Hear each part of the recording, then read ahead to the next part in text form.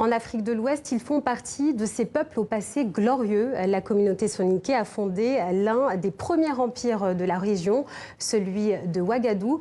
Aujourd'hui, ses descendants entendent protéger cette histoire. Djadji Soumaré, président de l'Association pour la promotion de la langue et de la culture soninké, est l'invité de votre rubrique Diaspora. Bonjour. Bonjour Madame Lopi. Alors, vous êtes arrivé assez jeune en France. Vous avez passé une grande partie de votre vie hors de votre pays d'origine. Est-ce que vous pouvez, en quelques mots, nous dire votre parcours? Oui, effectivement, je suis arrivé en France le 24 décembre 1962. Ça fait plus de 56 ans. Et j'avais 18 ans. Donc ouvrier tout court, ouvrier agricole. Et arrivé en France, j'ai commencé d'abord par être ouvrier fondeur à la Courneuve. Et ensuite, j'ai été aidé à suivre les cours du soir jusqu'à passer mon premier certificat d'études. Et j'ai continué, j'ai fait 18 ans de cours du soir et qui m'a permis d'arriver au diplôme supérieur de comptabilité. Autrement dit, j'ai fini expert comptable. Un joli parcours. Vous êtes du coup à la tête de l'association depuis depuis plus de 30 ans, même d'ailleurs depuis 38 ans. Qu'est-ce qui vous a poussé finalement à vous investir dans cette structure? Le soninké, c'est ma langue maternelle et quand je suis en France, c'est la seule langue que je parle. Effectivement, un groupe de Français et soninké réfléchissaient ensemble pour penser à l'avenir. Pour dire la diaspora, désormais, il y a des épouses qui arrivent, nous avons des enfants. Qu'est-ce qu'ils deviendront demain si nous ne faisons rien? Et c'est ça qui a conduit à créer d'abord le centre d'enseignement du soninké, CRES. Et ensuite, on a considéré que ça, c'est une structure d'intellectuels, mais qu'il fallait créer une association pour la promotion de la langue et de la culture qui intègre tout le monde. Et c'est ça qui a été fait, que nous avons créé l'APS en 1979, dont je suis le président depuis 81. Alors justement, là, vous avez parlé des enfants.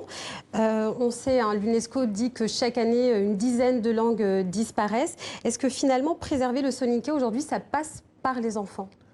Absolument, absolument. Je crois que le travail de l'APS aujourd'hui, c'est de préparer la relève, et surtout travailler sur les dispositifs qui permettent aux soninké, les jeunes, de s'intéresser à leur langue maternelle.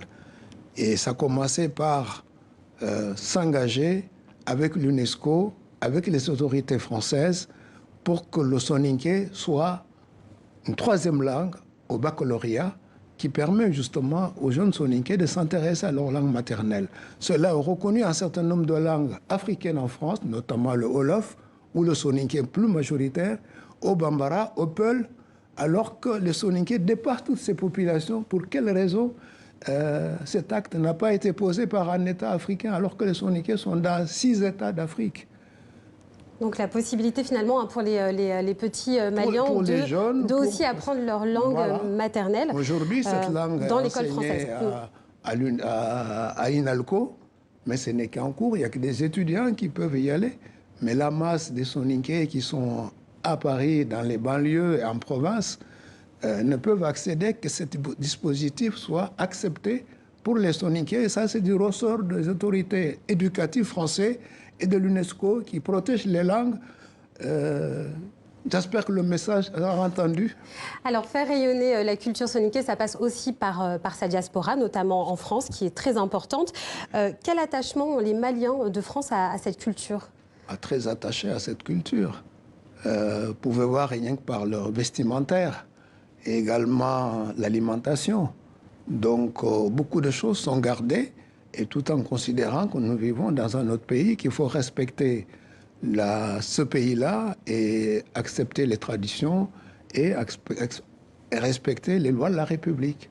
Mais en même temps, notre langue, notre culture, c'est notre priorité. Alors, ça n'empêche pas d'apprendre le français à fond, et ça n'empêche pas non plus de connaître d'autres langues.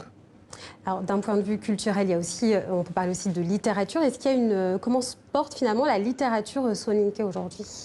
Il y a beaucoup de livres qui sont sortis depuis une dizaine d'années. Je vais citer un qui est sorti l'année dernière, celui de professeur Tcheruna Tandja, qui a fait français, soninké. Et qui parle de quoi, du coup, cet ouvrage? Alors cet ouvrage, c'est une poésie qui parle de la vie.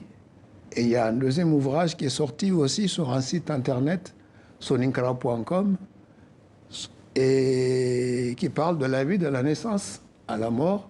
C'est 52 semaines et 52 mots, et qui a été présenté à Bamako au mois de mars dernier.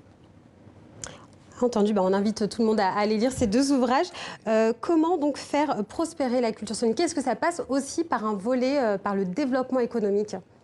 Ça passe par le développement économique, dans la mesure que la majorité des pays soninké sont des zones agricoles. Et bien que beaucoup aujourd'hui sont installés dans les grandes villes, comme à Paris, comme Dakar, comme Nouakchott, comme Banjul, mais les aspects économiques sont très importants. Les soninké ont des moyens. Il s'agit tout simplement de les organiser justement pour arriver à cet aspect. Et je sais que le prochain festival, il y aura un forum économique et qui va justement mobiliser l'ensemble de l'intelligentsia soninké autour de cette question de l'économie. Alors, quels sont les gros projets, les grands projets de votre association dans l'année qui va s'écouler et celle d'après? Alors, le gros projet que nous avons, c'est de réaliser un centre culturel Ouagadou qui va permettre justement un lieu intergénérationnel entre les soninké et d'autres populations. Et ça, c'est un objectif que nous sommes fixés depuis 2014. Et on arrive à une phase de réalisation et on a besoin des appuis et d'aide des pouvoirs publics. Ce lieu, finalement, il prendrait forme où? En France, au Mali? En France. En France. On souhaite que ce soit la ville de Saint-Denis où la PSI est depuis 40 ans et où les rapports avec les autorités municipales sont parfaits. Et on souhaite que ce soit dans la ville de Saint-Denis où il y a des espaces et que cela est possible. Maintenant, si ce n'est pas possible, il y a d'autres territoires qui nous proposent, tels que Bobigny, tels que Rony. Mais le bureau souhaite que ça reste dans la ville de Saint-Denis. Alors, toute autre question, quel regard portez-vous sur la situation sécuritaire dans votre pays, le Mali? Au Mali, c'est triste. Effectivement, on a pensé que depuis l'intervention Serval, les choses allaient s'arrêter là. Malheureusement, depuis 2012, on est en 2019, ça dure et ça se détériore encore.